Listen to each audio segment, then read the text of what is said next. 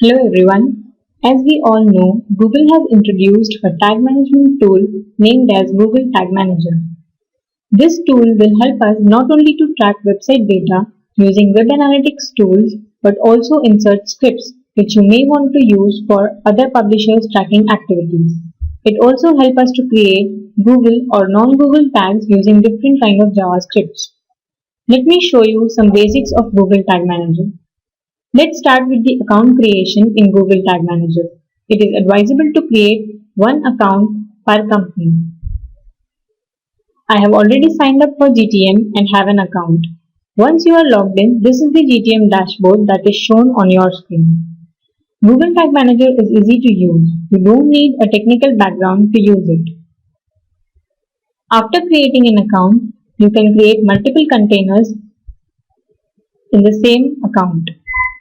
It is advisable to have one container per domain. The container holds all the tags which needs to be fired on the website. Creating a container is simple. All you need to do is click on New Container, give the name to the container you like,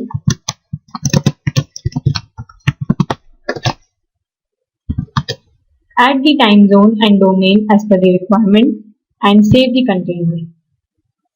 Once you save the container, you will get the container code which needs to be placed on all the pages of your website.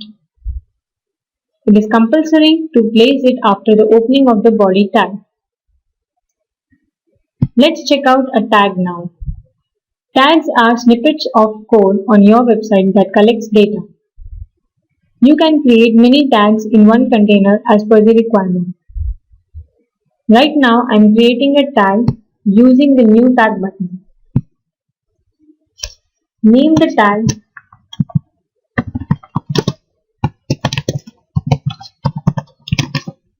The naming should be meaningful so that you can identify it later. I am naming it as Google Analytics. You need to select the type of tag.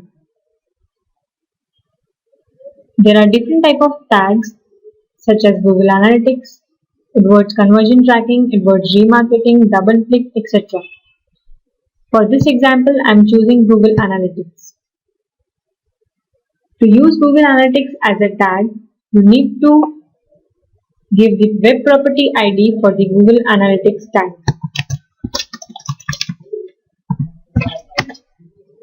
You can select the track type from here.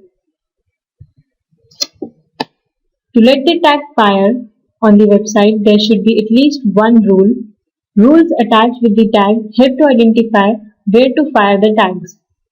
If there are no rules, the tag won't fire on your website. To create a rule, we can use a macro. Macro supplies dynamic data to tag and rules. I am creating a new rule here, naming the rule as homepage rule.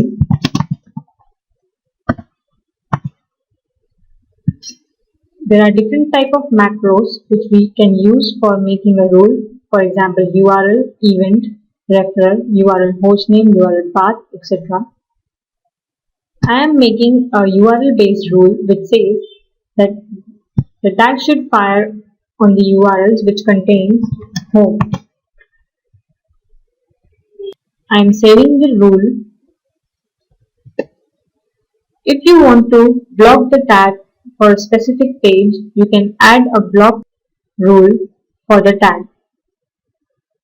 Save your tag. Create the version of the tag. If you want to test the new tag implemented or the changes on your container, you can use the preview and debug option.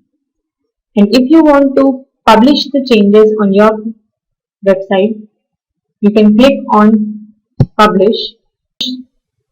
Once you publish the container, the changes will be reflected on your website in a fraction of seconds.